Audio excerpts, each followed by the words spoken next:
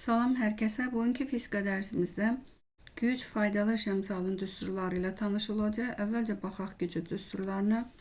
Güc nədir? İşin görülmə yeyinliyini xarakterizə edən fiziki əhəmiyyət gücdür.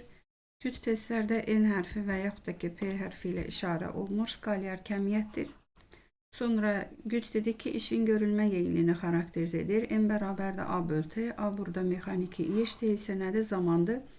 Gücün vahidini almaq üçün deməli işi 1 jouldan, zaman isə saniyədir. Beynəlxalq sistemə gətirmək üçün burada joulu açacaqsınız. Joul kinetik enerjinin düsturundan beynəlxalq sistemə gətirmək daha rahatdır. Yəni kiloqram vur metrin kvadratı böl saniyə kvadratı. Məxrəcdə saniyə olduğuna görə gücün beynəlxalq sistemdə vahidi kiloqram vurulsun metrin kvadratı böl saniyə kubu.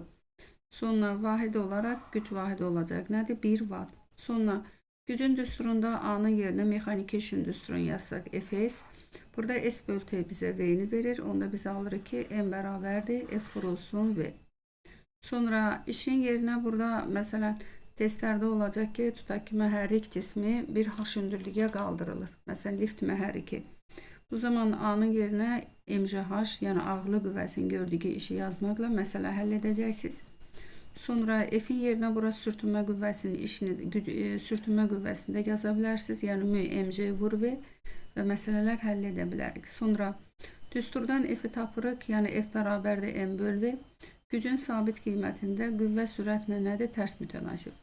Məsələn testlərdə gedəcək ki, məsələn avtomobil mühərrikinin dartı qüvvəsi artdı. Qüvvənin qiyməti artanda burada sürətin qiyməti azalacaq.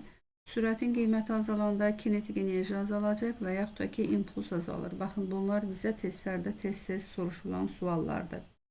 Qrafikdə qursaq, deməli gücün sabit qiymətində qüvvə sürətlə tərs mütənasibdir. Sonra gücün düsturundan A'nı tapsaq, A bərabərdir M vurulsun T'dir. Baxın burada qeyd etmişəm. Gücün sabit qiymətində iş burada zamanla nədir? Düz mütənasibdir. Sonra qüvvənin sabit qiymətində, yəni M bərabərdir F vur V düsturunda, qüvvənin sabit qiymətində güc sürətlə nədir? Düz mütənasibdir. Sonra faydalı iş əmsalı. Faydalı iş əmsalı ETA hərfi ilə, bəzi testlərdə məsələn baxın K hərfi ilə də onu işarə edir. Faydalı iş əmsalı, faydalı işin tam işi olan nisbəti vurulsun 100%-dir. Burada birinci görülən iş, yəni əsas görülən iş tam iş, ikinci isə nədir? Faydalı işdir. Və hətta ki faydalı gücün tam gücü olan nisbətinin faizli ifadəsi. Məsələn burada indi müxtəlif tutaq ki bölmələrdə faydalı iş əmsalının düsturu dəyişir. Məsələn mali müstəvinin faydalı iş əmsalı. Tutaq ki mali müstəvidə cismi müəyyən hündürlüyə qaldırmaq üçün işi görür burada dartı qüvvəsi. Dartı qüvvəsinin gördüyü iş olacaq tam iş.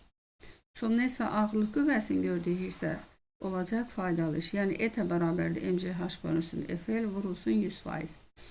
Əsasən ağırlıq qüvvəsinin gördüyü iş həmişə olacaq bizdə faydalı iş. Sonra tərpənən blokun faydalı iş əmsalı ETA bərabərdir MC bölünsün 2F vurulsun 100%. Sonra tərpənməz blokun faydalı iş əmsalı. Sonra mühərriklə bağlı faydalı iş əmsalı. Məsələn gücü N olan qaldırıcı kran və yaxud da ki liftin faydalı iş əmsalı. Məsələn deyək ki, lift cismi yuxarı qaldırır. Bu zaman birinci görülən iş olur tam iş. Tam işi burada görür mühərrikin, liftin mühərriki. Mühərriklə görülən işdə A bərabərdir. Yəni faydalı tam iş burada. Mühərrikin gücü vurulsun zamanda. Ona görə məxrəcə faydalı işin yerinə NT. Sonra isə cisim yuxarı tam işin yerinə məxrəcə NT.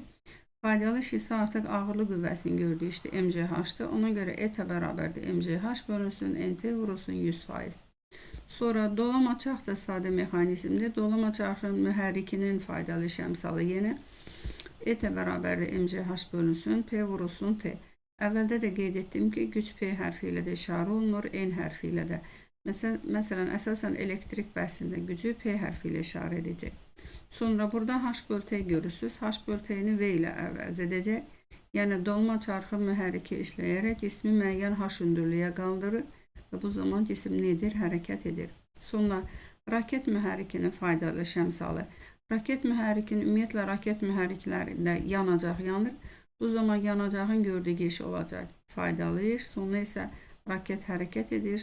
Daha doğrusu yanacağın gördüyü iş olacaq. Tam iş, yəni məxrəcdə görülən əsas iş o yanacaq yanmalıdır ki, raket nə etsin? Müəyyən qüvvənin təsiri ilə, yəni yer dəyişmə etsin. Yəni K bərabərdir Fs bölünsün, Q vurulsun M. Q burada yanacağın yanma istiliyidir. Sonra gücü P olan avtomobil mühərrikinin faydalı iş əmsalı. Yenə avtomobil mühərriklərdə də burada istilik mühərriklərdir ki, orada yanacaq yanır. Yanacaq yandıktan sonra mühərrik avtomobil nə edir? Hərəkət edir.